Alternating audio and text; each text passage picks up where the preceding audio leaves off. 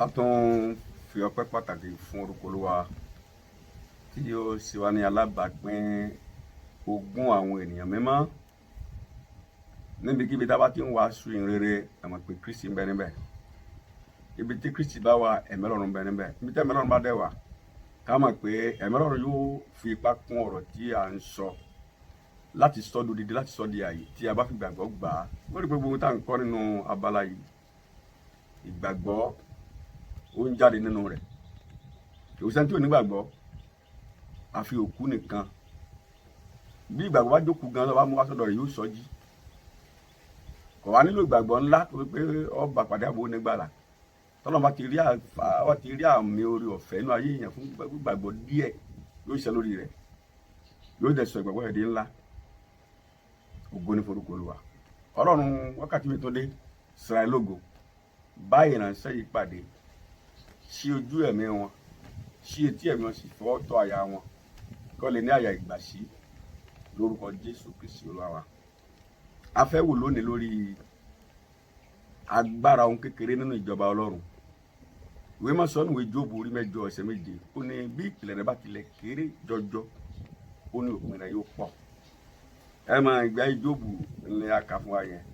Bí ìpìlẹ̀ rẹ̀ bá tilẹ̀ kéré, òpin rẹ̀ yóò pọ̀ jọjọ. Ńgbà tí Jóòbù sọ gbogbo nù, ó rò pé òun sọ nǹkan nù, àbí Sátánì rò pé ó sọ nǹkan nù. Àwọn ọ̀rẹ́ gangan yọ̀. When go to Job 42 verses 12, a rí pé gbogbo nǹkan tí Jóòbù ní pátápátá ó dọ́bù. Ẹran ni o, bákàṣíẹ́ ni o, kẹ́tẹ́kẹ́tẹ́ ni o, ẹ̀gùntàn ni o, ewúrẹ́ ni o, màálù ni o. Àwọn ọmọ rẹ̀ tó tún wá bí ńgbà náà kò sọ́mọ tó lẹ́wà tó Jẹ̀máímà àti àwọn àbúrò ẹ̀, Jẹ̀máímà àtàwọn ẹgbẹ́ ẹ̀. So nítorí náà, bí ìpìlẹ̀ bá tiẹ̀ kéré, Jésù ń sọ fún wa nípa oró irúgbìn mọ́sítádì ní Mátíù orí 13 lẹ́sẹ̀ 11. Mátíù 13:31. Ó ní ìjọba Ọlọ́run dàbí oró mọ́sítádì, bó ti kéré tó nù àwọn irúgbìn tá a sọ sílẹ̀, ó dàgbà, ó wá dìgì ńlá. Igi tó wá dà gan, àwọn ẹranko ìgbẹ́ bẹ̀rẹ̀ sí í sin lábẹ́ rẹ̀, àwọn ẹyẹ ojú ọ̀run ń bà lórí ẹ̀ka rẹ̀. Ó jẹ́ bùkún fáwọn èèyàn, ìgbẹ́ kékeré ni.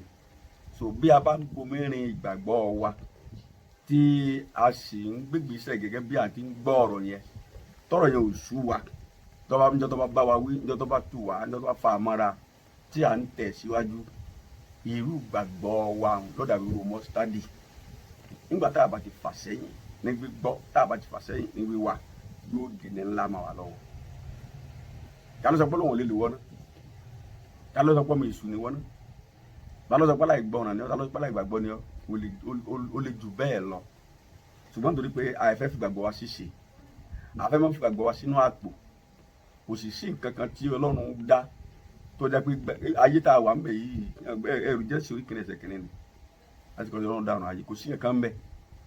Ayé tó wá di 6 continent lónìí, nígbà tí geography lákòókò kan, wọ́n ní wọ́n gbọ́ ọkùnrin kan ní ó gbé tíọ́rì kankan rẹ̀ tán pé ní Gondwana land. Ó ní bí àwọn àgbàrá ṣe ń ya ẹni bí wọ́n ti ya máa fún Áfíríkà, ó yàtọ̀ sí ti North America, South America, Australia àti àwọn Asia. So òun sọ pé bágbàrá bí ìṣọ̀bá àwọn àgbàrá okun bí wọ́n ti ń fọ́n lọ́jọ́ pé àwọn ìlú yẹn báwọn tó sọ ń pa náà fún wa lè. Bẹ́ẹ̀ yìí bá a ṣe pàgbàrá kan ló pín wa, bá a ṣe yìnyín kan ló pín wa, àṣàrí pé kéṣe bó ti wà tẹ́lẹ̀ nìyẹn. Kékeré lọ́lọ́run bẹ̀rẹ̀. So Ọlọ́run ìpìlẹ̀ ni. Ọlọ́run ìpìlẹ̀ ni. Tẹ́ bá wo ohun gbogbo tí ó bá bẹ̀rẹ̀ láti òkè, ẹ mọ̀ pé bojì ni. Gbogbo nǹkan tí a bá bẹ̀rẹ̀ tó bá máa bẹ̀rẹ̀ láyé láti pẹ̀tẹ́lẹ̀ ni. Yorùbá ní ẹja ti ibi pẹlẹbẹ mọ́ ọ̀lẹ̀ jẹ. Ìyẹn ni pé tí a bá fẹ́ jọ ọ̀lẹ̀, ibi pẹlẹbẹ náà ti máa mú jẹ.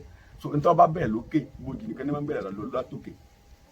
So láti ibi pẹlẹbẹ náà ti máa mú ọ̀lẹ̀. Bí ẹ bá fẹ́ gun ọ̀pẹ, ìgbẹ́lẹ̀ ti mú. Bí ẹ bá fẹ́ gun máńgò, bí ẹ bá fẹ́ gun ọsàn, tẹ́ fẹ́ gun kòkó, tẹ́ fẹ́ gun obì, tẹ́ fẹ́ gun ápù, tẹ́ fẹ́ gun píà. Gbogbo igi tá a bá máa gùn láyé yìí láti bẹ̀rẹ̀ ni. Ìtẹ́ bá mú látòkè wá, ibojì nìyẹn. So Ọlọ́run fẹ́ kí gbogbo agbẹ̀rẹ̀ gbogbo nǹkan láti bẹ̀rẹ̀. Ìwé máa sọ kánú Matthew chapter 12 verses 32. Ó ní agbo kékeré má bẹ̀rù torí dídùn Ọlọ́run láti fún ẹ ní ìjọba.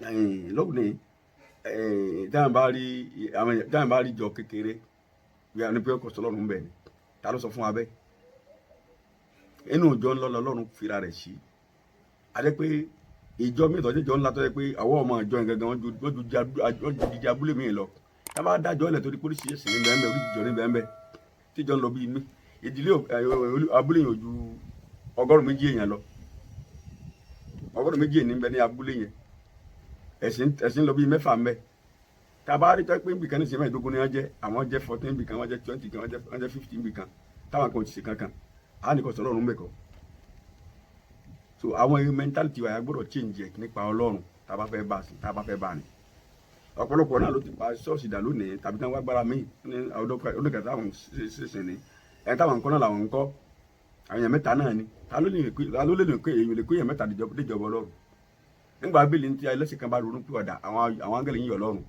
ọgọ́rọ̀ lónìí bí ta ló lè sòdí wọn yí ọmọ ìgbàlà tí mẹ́mbẹ́ ta ló lè sọ tí a fi kó wọn jọ ọ̀sẹ̀ pé tá a bá rí tó sùjọ àti fi pé ńbẹ̀ lọ́lọ́run wà tá a bá sì rí nǹkan tó kéré torí kò sọ ọlọ́run ńbẹ̀ ni tẹ́ bá wọlé oúnjẹ táwọn èèyàn tó jẹ́ pé wọ́n ti ń tẹra mọ́ lẹ́ńbẹ̀ lónìí tẹ́ bá wọlé ọjà ń tẹra mọ́ lẹ́ńbẹ̀ lónìí tí ẹ mọ̀ tí a fi gbé kalẹ̀ ẹ bá mú kankan lónìí tẹ́ bá lọ sí ọjà tẹ́ bá rí tòmẹ́tò tí ń dán yọ tó ń dán yọ wọ́n lè jẹ́ kẹ́míkà náà gbègbè tẹ́ bá rẹ̀ fọ́ ewédú àbáwọn gbogbo tá ń jẹ yẹn tí ń dán yọ àfihàn fún ọ̀pọ̀lọpọ̀ nǹkan tó jẹ́ tó wà ẹ́ẹ́dì tó lókun láà ó lè má jọ yẹn lójú ó lè má fanimára tó jọ wá ti lo kẹ́míkà sí tí wọn ò fògùn gbẹ́ tí wọn ò fògùn fán ẹ̀rọ àwọn tó yára ẹ̀rọ apẹ̀rẹ̀ kòkòrò lára rẹ̀ nípa apẹ̀rẹ̀ pé bóyá orí bàlàbàlà ṣùgbọ́n èèyàn gan lọ́wọ́ àyẹ́bí gbà lónìí yọ yẹn là ń fẹ́ à ń sì nígbà tí wọ́n ń jẹ lónìí kí náà ń gbà kánsà ara ní olúwa agbára ohun kékeré nínú ìjọba ẹ bá wo ọ̀rọ̀ opó kékeré ní Mark 12:42 ó tún Jésù tó repeat ní Luke 21:2 opó dòní ètò ń bẹnu rẹ́kọ́ọ̀dù ipò obìnrin ló fi sílẹ̀ jù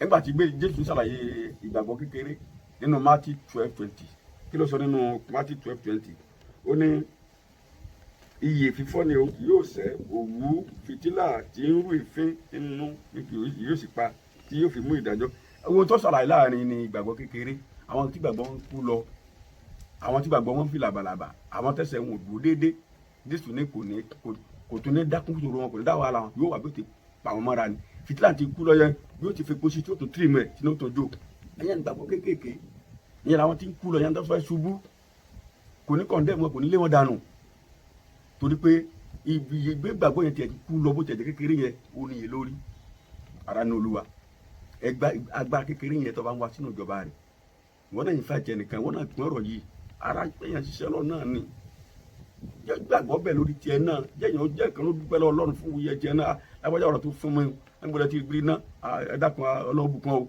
jẹ́ kan nìkan yọ lórí tiẹ̀ náà bí a bá fún yàn lówó ọlọ́run tó bá fún yàn ní aṣọ lọ́ bá fún yàn lówó oúnjẹ lọ́ fún yàn ní iṣẹ́ ọlọ́run fún yàn ní ọ̀rọ̀ ọlọ́run náà tó jẹ́ bùkún fún wọn náà nípa bẹ́ẹ̀ a rí pé àrùn ọlọ́run ti jọba ọlọ́run ògbọ́lọ́run kó wà lórí ayé wa lórúkọ Jésù Kristu wa àmín.